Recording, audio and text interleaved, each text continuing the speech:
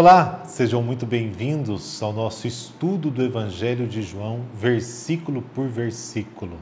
E se você perdeu os dois últimos vídeos, que é justamente a introdução, o estudo do prólogo, que são os primeiros versículos, na verdade até o versículo 18 de João, não perca. É só ir lá no nosso canal Peregrinos do Rossio, na playlist Estudos do Evangelho de João, que ali você vai encontrar todos os vídeos para poder acompanhar este nosso estudo.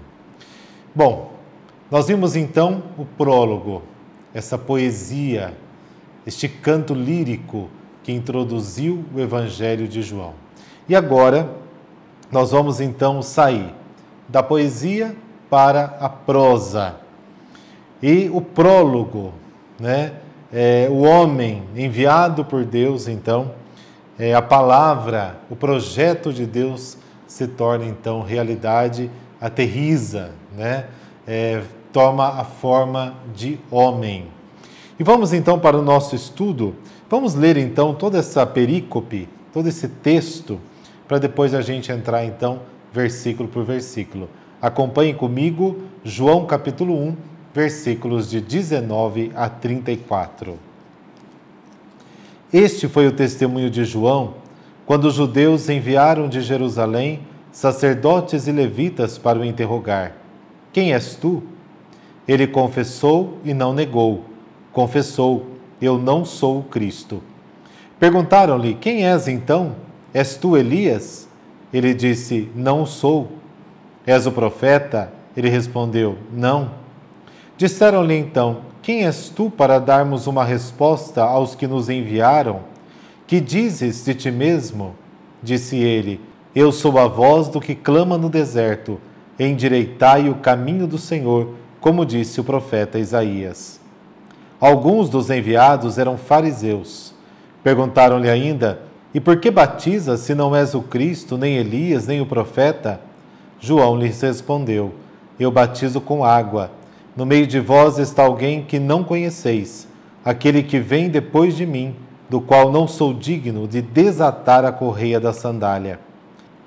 Isso se passava em Betábara, do outro lado do Jordão, onde João batizava. No dia seguinte, ele vê Jesus aproximar-se dele e diz, eis o Cordeiro de Deus que tira o pecado do mundo. Dele é que eu disse, depois de mim vem um homem, que passou adiante de mim, porque existia antes de mim.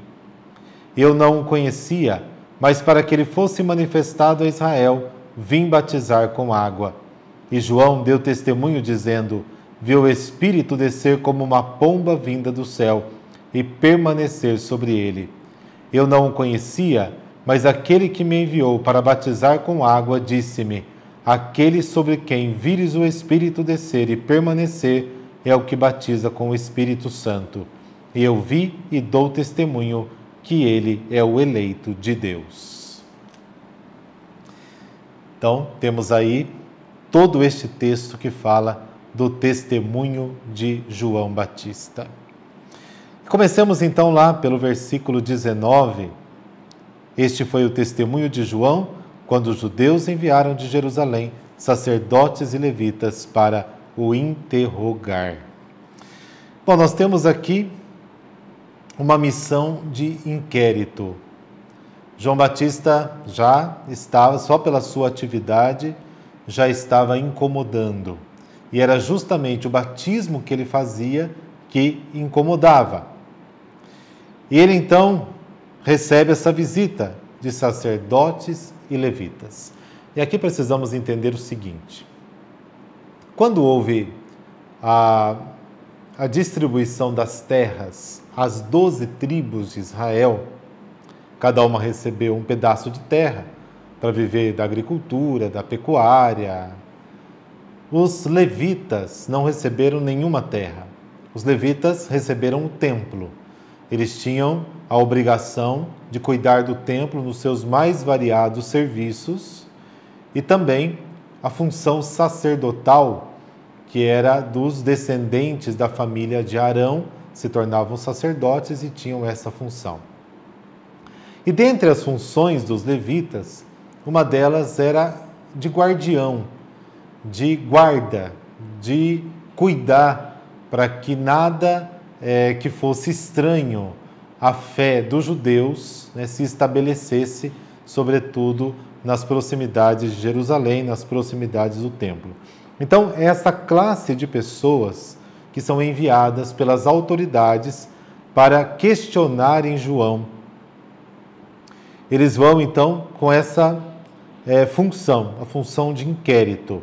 Eles querem investigar se o batismo de João, que tipo de coisa que é. Então, eles fazem a pergunta direta, até sem nenhum tipo de saudação. São diretos, né? Quem é você? Quem és tu? Literalmente aqui da palavra. E aí diz o Evangelho, ele confessou e não negou, confessou. Veja que João repete um pouco essas palavras, né? Justamente para fortalecer aquela ideia que já se tinha, aquela confusão que se tinha, se João Batista era ou não era o Messias. Então, da própria boca de João Batista vai se ouvir que ele não era o Messias. Então, João Batista responde, eu não sou o Cristo. Isso está no versículo 20. Bom, eles queriam saber se João Batista tinha algum tipo de pretensão a ser o Messias. E ele também é direto, eu não sou. De fato, não era. Como diz o prólogo, ele não era a luz, ele era apenas testemunha da luz. Então aqui ele já tira a primeira hipótese. Não, eu não sou o Messias, não sou o Cristo. Aí perguntaram de novo, quem és então? És tu Elias? Estamos ali no versículo 21. É interessante porque lá em Malaquias, até vamos pegar aqui, Malaquias capítulo 3, versículo 23, diz o seguinte, eis que eu vos enviarei Elias, o profeta, antes que chegue o dia de Yahvé grande e terrível. Ele fará voltar o coração dos pais para os filhos e o coração dos filhos para os pais, para que eu não venha ferir a terra com anátema. Vejam que Elias, então, se tinha a ideia de que Elias voltaria para preparar o dia do Senhor. Então, reparem que a primeira pergunta é, você é o Messias? João Batista diz, eu não sou o Messias. Aliás, a pergunta é, quem é você? João Batista responde por si, que ele já sabia por que eles estavam perguntando aquilo. Então, eu não sou o Cristo. Tá, se você não é o Messias, então pode ser que você seja aquele que esteja preparando a chegada do Messias. Portanto, Elias, segundo a profecia de Malaquias. Então, você é o profeta Elias? João Batista responde, não sou. E aí vem então a terceira pergunta, que é uma resposta, leva até uma resposta bem seca, né? És tu o profeta? Ele respondeu, não. Reparem que as respostas de João Batista, as respostas vão diminuindo de tamanho, né? Eu não sou o Cristo, não o sou, não. E aí eles retomam a pergunta inicial. Quem és então, para que a gente leve uma resposta àqueles que nos enviaram? O que você fala então de você mesmo? Então, João Batista dá uma resposta. Na verdade, a tradução está assim, eu sou a voz do que clama no deserto. Porém, no texto em grego, não existe esse sou, esse verbo não está ali. Em grego está, eu, a voz que clama no deserto. Porque João Batista evita de usar este termo eu sou, porque segundo o Êxodo, eu sou ou eu estou é o nome de Deus, né? Então, para não confundir, para deixar bem claro que ele não é o Messias, que ele não é o Cristo, que ele não é Deus, então ele evita esta expressão, eu sou. Aí o versículo correto seria, eu, a voz do que clama no deserto, endireitai o caminho do Senhor, como disse lá o profeta Isaías, né? Então ele retoma lá o profeta Isaías. Vamos para o versículo 24, que aparece então pela primeira vez a figura dos fariseus, né? Alguns dos enviados eram fariseus. Os fariseus, eles eram observantes da lei. E eles acreditavam que quanto mais eles observassem literalmente a lei, mais rápido viria o Messias. Então é claro que era interesse deles também se alguma regra da lei não estivesse sendo obedecidas para que eles pudessem também ser testemunhas ali. E a gente sabe muito bem que no decorrer do Evangelho teremos vários confrontos de Jesus com os fariseus justamente por causa dessa observância. Aí no versículo 25, perguntaram ainda: e por que batizas se não és o Cristo, nem Elias, nem o profeta? Reparem que o problema é o batismo. A preocupação deles, da comitiva, está aqui, com o ato, com a atividade de João Batista, que era justamente batizar. Mas o batismo não era algo diferente, extraordinário, que João Batista estava fazendo.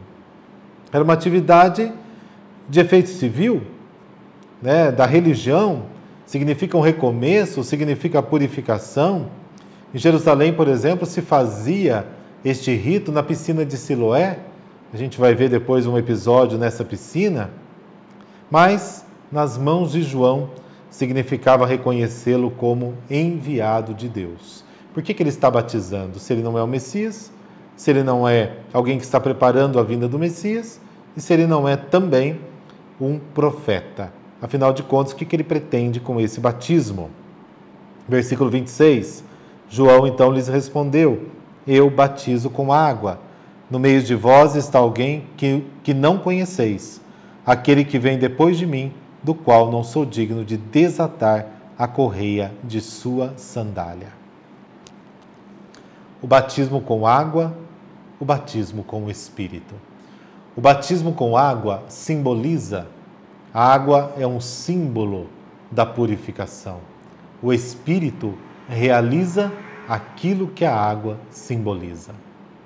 O batismo de João era simbólico, é para que as pessoas deixassem as trevas e viessem para a luz, deixasse a cultura da morte e viesse para a cultura da vida. E aí estamos recordando o prólogo. Mas o Espírito, ele realmente realiza essa graça santificante do batismo. Mas aqui tem uma outra questão. A lei do levirato, a correia da sandália. Vamos entender um pouquinho isso? Lá em Deuteronômio, capítulo 25, que diz o seguinte, ó. Capítulo 25, versículo 5, seguintes à lei do levirato.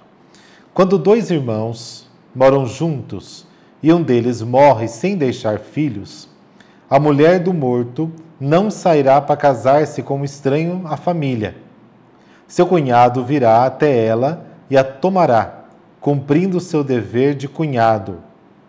Isso para dar filho ao falecido. Então o cunhado toma a mulher dele, viúva, como esposa. O primogênito que ela der à luz tomará o nome do irmão morto, para que o nome deste não se apague em Israel. E aí, enfim, depois ali você pode até ler com maior detalhe, né? Mas o que eu gostaria mesmo de frisar é isso aqui, ó. Versículo 8. Os anciãos da cidade o convocarão e conversarão com ele. Se ele persiste em não aceitar, não quero desposá-la, então a cunhada se aproximará dele na presença dos anciãos, tirar-lhe-á a sandália do pé, cuspirá em seu rosto e fará esta declaração: é isso que se deve fazer a um homem que não edifica a casa do seu irmão. E em Israel o chamarão com o apelido de casa do descalçado. Voltando ao Evangelho de João, é por isso que João Batista diz isso: eu não sou digno de desatar a correia da sua sandália. Mas por quê? Porque embora João Batista tenha vindo antes do noivo, ele reconhece que ele não é o noivo. Ele não aceita desposar a noiva, que é o povo, que é Israel, porque ele não é o noivo oficial, o legítimo. Então ele diz, eu não sou digno nem de desamarrar com a lei do levirato, né? Ele vem depois de mim, mas ele passa à minha frente, porque ele tem o direito. Então eu não sou digno de desamarrar as suas sandálias, porque a sandália, inclusive, esse ato fazia parte do rito em que, na cerimônia em que desatar as sandálias significava eu renuncio totalmente a essa atitude, a esta prática de querer roubar o lugar do Messias, porque eu não sou o Messias. O noivo de direito é ele, não sou eu. Mais um reconhecimento da pequenez, então, de João Batista. Depois do versículo 28, diz assim, isso se passou em Betânia, né, e aqui tem um problema de localização, por isso que a Bíblia de Jerusalém traz Betábara, né, justamente para poder tentar localizar um pouquinho, tendo em vista que significa um lugar de passagem, mas não um local propriamente dito, do outro lado do Jordão, onde João então batizava. Versículo 29. No dia seguinte, ele vê Jesus aproximar-se e ele diz, eis o Cordeiro de Deus que tira o pecado do mundo. Então aqui esse detalhe, né, no dia seguinte, aqui começa uma sequência de dias que vai terminar aonde? Vai culminar aonde? No dia do Messias. Então começa já aqui no primeiro dia. E o povo então, colocando aqui o Cordeiro de Deus dentro desse esquema já do versículo 29, que é justamente o Cordeiro Pascal, aquele Cordeiro cujo sangue lavou então, foi colocado nas portas do povo, libertou o povo, tirou o povo da possibilidade da morte, livrou aquele povo das trevas, e agora é o Messias que é o Cordeiro de Deus, ele que com o seu sangue vai retirar o homem das trevas e trazer o homem para a luz, retirar o homem da morte e trazê-lo então para a vida. O pecado do mundo, repare que não fala pecados do mundo, mas o pecado do mundo, se trata do pecado coletivo, aquilo que os nossos pecados pessoais colaboram para que o mundo se perca, né, no pecado. E é Deus mesmo, é Ele mesmo quem vai providenciar o Cordeiro, é Ele mesmo quem nos envia o seu Filho, o Messias, para nos trazer esta vida. Versículo 30, dele é o que eu disse, depois de mim vem um homem que passou adiante de mim, porque existia antes de mim. Então, João se esconde, João se apaga diante do esposo, ele reconhece a legitimidade do esposo. O Messias é o esposo verdadeiro, ele apenas está ali para trazer as pessoas, para preparar os corações para receber o Messias. No versículo 31, eu não o conhecia, mas para que ele fosse manifestado a Israel, vim batizar com a água. Então João não sabia quem era o Messias. E essa missão, ela tem origem divina. Acho que foi uma surpresa para ele ver que o Messias era o seu primo, era Jesus. Mas por que João reconhece ser ele? Porque ali acontece o carimbo do Pai. Nós vamos ver agora em seguida. João Batista era aquele que anunciava. Jesus é a realidade daquilo que João Batista anunciava. Versículo 32. E João deu testemunho dizendo, viu o Espírito descer como uma pomba vinda do céu e permanecer sobre ele. A pomba é um símbolo importante, porque a pomba, ela pousa no seu ninho. naquilo que lhe é comum, naquilo que é seu.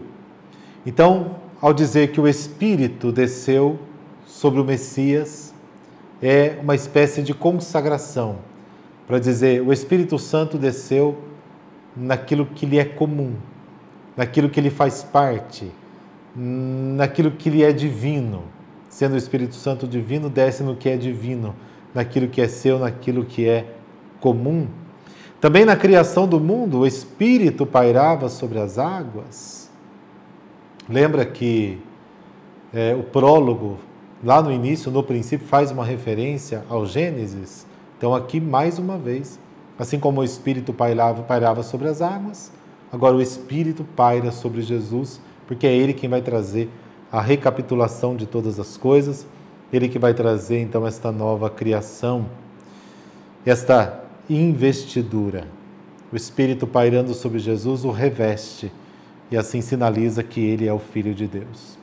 Versículo 33. Eu não o conhecia, mas aquele que me enviou para batizar com água disse-me: aquele sobre quem vires o Espírito descer e permanecer é o que batiza com o Espírito Santo. Batizar, em grego, significa submergir, mas também significa empapar, como a chuva, que cai abundante sobre a terra, e a terra vira como uma esponja. Ela está embebida, ela está empapada. Isso significa o batismo. Então agora é Ele, o Pai aponta, o Pai mostra, o Pai carimba e diz, é Ele que é o Messias. Versículo 34. E eu vi e dou testemunho que Ele é o eleito de Deus. Quem se aderir ao Messias nascerá do Espírito Santo. Em Jesus se encontra toda a vida e este é um convite para todos nós. Pela criação, somos criaturas, mas pelo batismo que nos foi dado, nós nos tornamos filhos e filhas de Deus.